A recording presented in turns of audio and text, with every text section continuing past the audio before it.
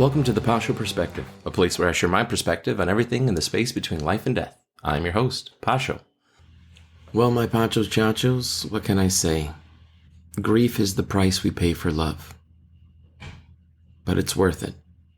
I lost a friend, our dog. We had her for, I think, 7 years. She was a shepherd mix. Beautiful, fluffy, had floppy ears. Her name was Cookie. She was calm. She would get frisky every once in a while. She loved me. Anytime I'd go to the bathroom, I'd find her outside the door waiting for me.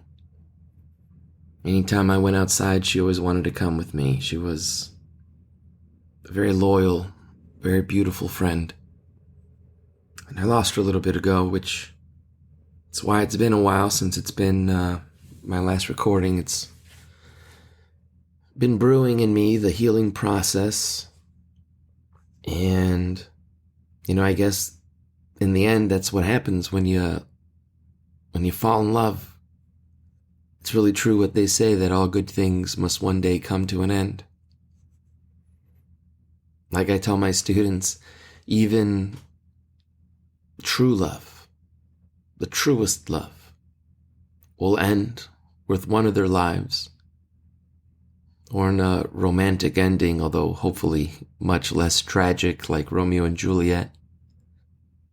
And I guess that's the risk you take when you love somebody, when you love a friend,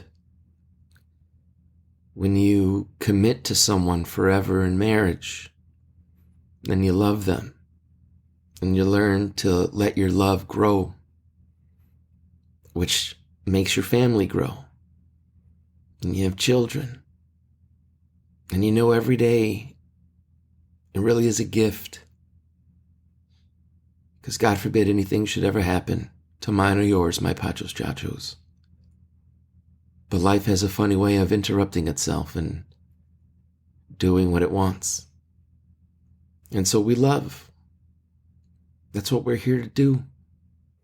The kingdom of heaven is all around us for us to see if we would just open up our hearts.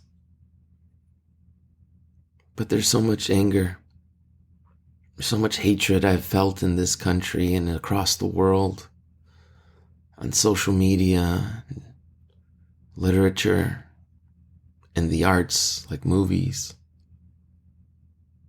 So many people pointing fingers at others, blaming them for their lives, instead of just recognizing the truth that their perception of the world, their perception of other people, their perception of what their purpose might be, has clouded their ability to see the world as it is, and to accept it and love it nonetheless.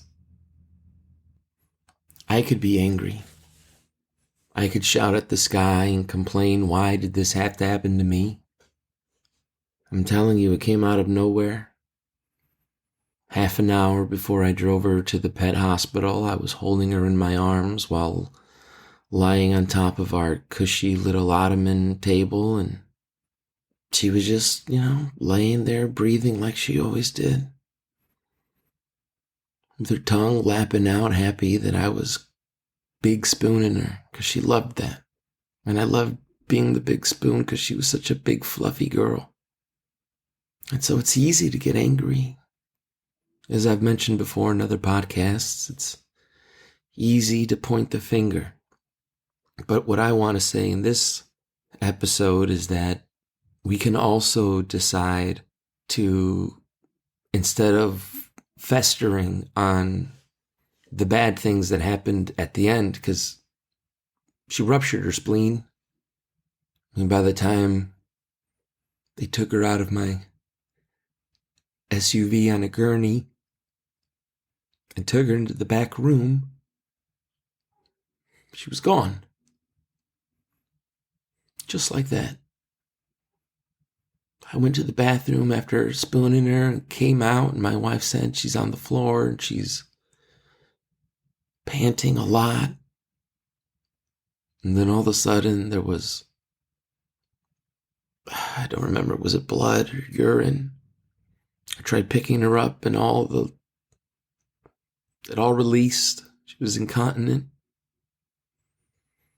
So my wife and I had to pick her up. She was a heavy girl, about 80 pounds. Had to put her into the back of the car, and like I said, the pet hospital is maybe 5 minutes away from my house.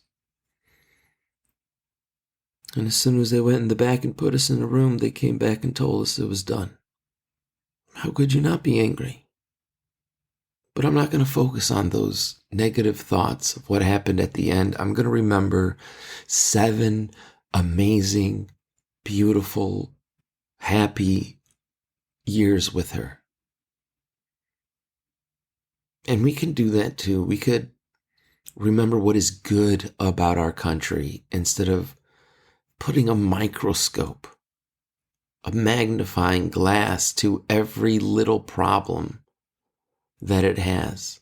Taking one story in one isolated city in one of the 50 states and applying it across the world, across the country, as if that was the typical.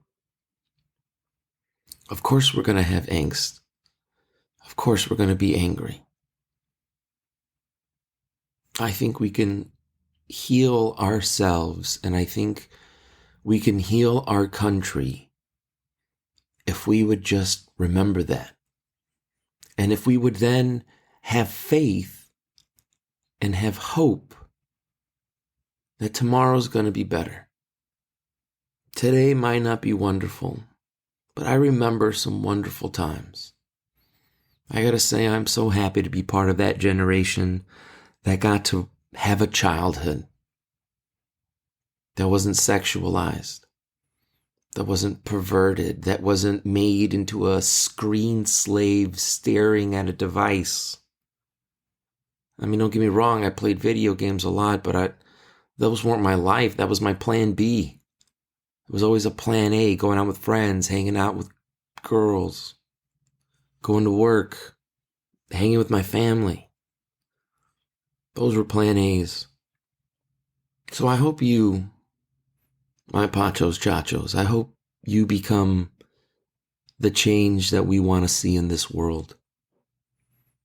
I hope instead of festering on all the negativity and all the microaggressions that exist, that are magnified, bullhorns even, you remember a time where things were great, because they were great. And we can make America great again. MAGA, 100%. And have faith that we can be great again. And go into the future instead of angry, instead of anxious, instead of panicking. We go into the future with hope and joy and wonder with the possibilities that can happen. I know it's easier to say than do. And trust me, I, along with you, struggle with it on a constant basis. But it doesn't mean that we should stop that pursuit. As much as we fail, just like as much as we fall down, we should pick ourselves up, dust ourselves off, take a deep breath, change the negative mindset, focus on the hope we have for the future, that our children will again be freed from the manipulative search AI engines that enslave us, that our children won't be sexualized by all of these pedophile, pervert politicians and people in power.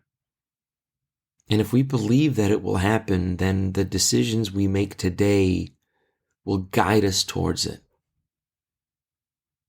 But if we fester on the negative today, we carry anger into tomorrow. So I advise you, I warn you, I plead to you. Anger is easy. Resist that anger.